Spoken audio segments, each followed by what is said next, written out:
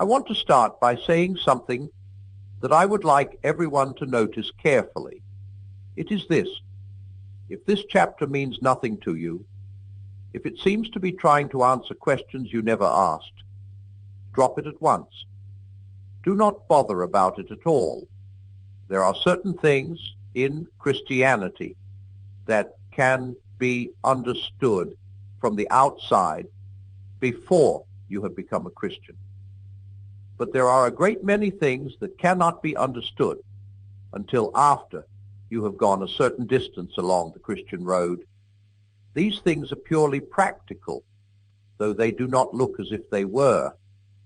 They are directions for dealing with particular crossroads and obstacles on the journey, and they do not make sense until a man has reached those places. Whenever you find any statement in Christian writings which you can make nothing of, do not worry. Leave it alone. There will come a day, perhaps years later, when you suddenly see what it meant. If one could understand it now, it would only do one harm. Of course, all this tells against me, as much as anyone else. The thing I am going to try to explain in this chapter may be ahead of me. I may be thinking, I have got there, when I have not. I can only ask instructed Christians to watch very carefully and tell me when I go wrong, and others to take what I say with a grain of salt, as something offered, because it may be a help, not because I am certain that I am right. I am trying to talk about faith in the second sense, the higher sense. I said last week that the question of faith in this sense arises after a man has tried his level best to practice the Christian virtues and found that he fails, and seen that even if he could, he would only be giving back to God what was already God's own.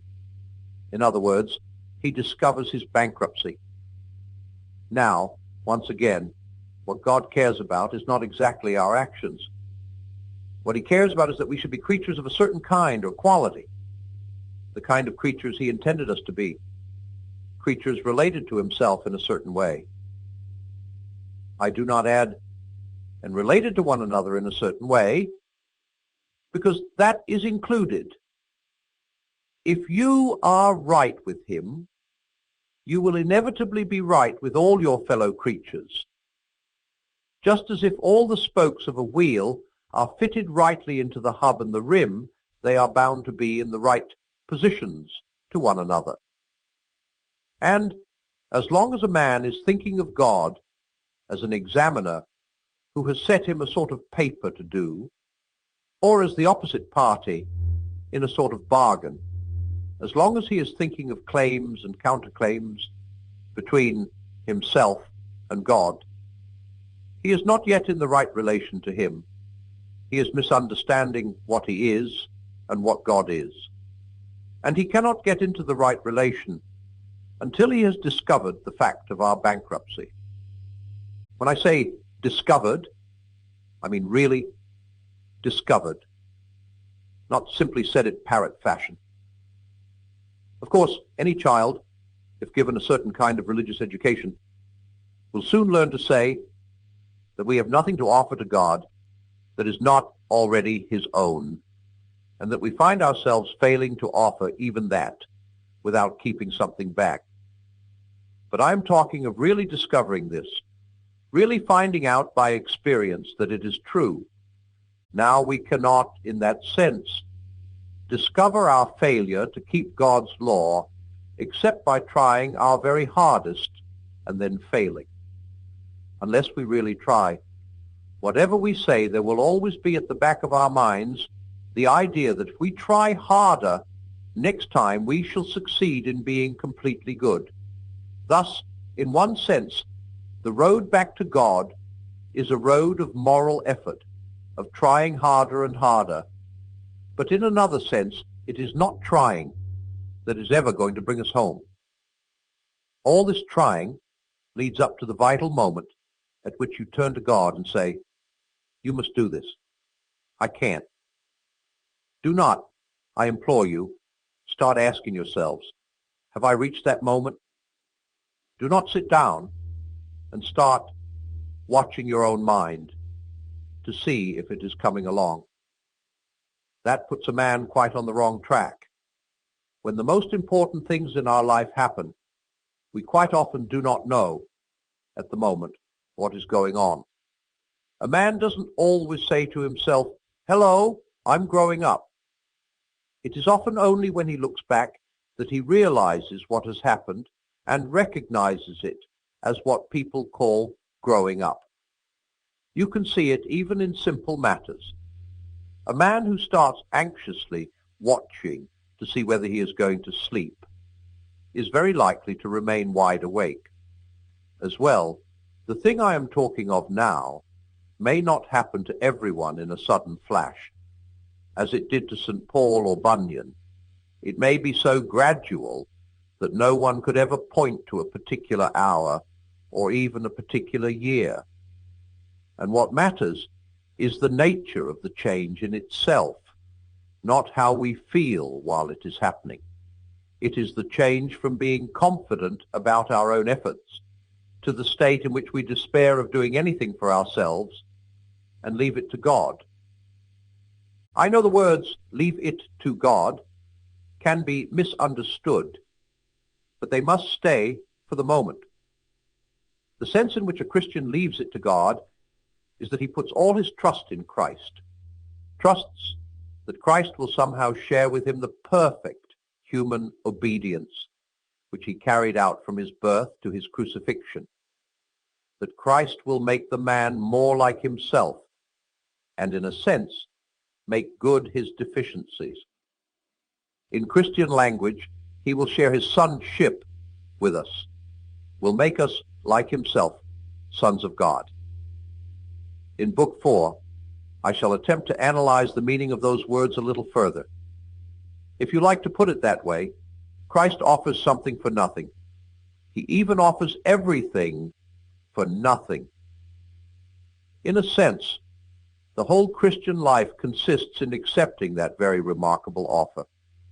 But the difficulty is to reach the point of recognizing that all we have done and can do is nothing.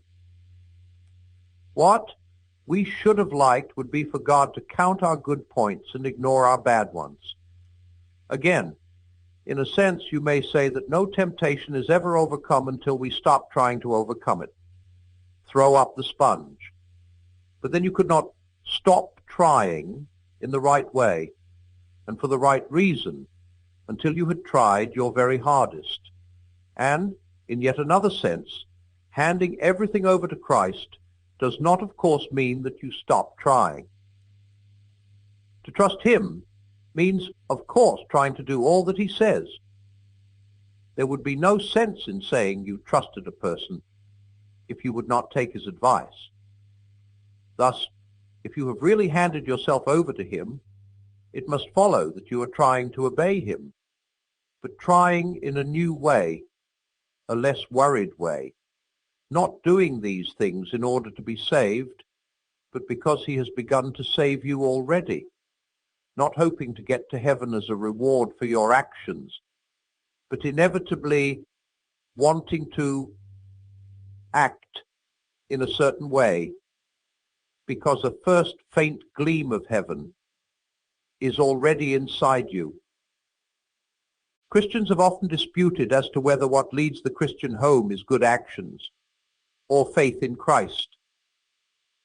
I have no right really to speak on such a difficult question, but it does seem to me like asking which blade in a pair of scissors is most necessary.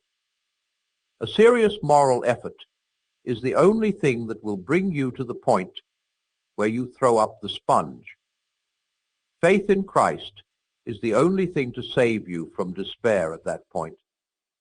And out of that faith in him, good actions must inevitably come. There are two parodies of the truth which different sets of Christians have, in the past, been accused by other Christians of believing. Perhaps they may make the truth clearer.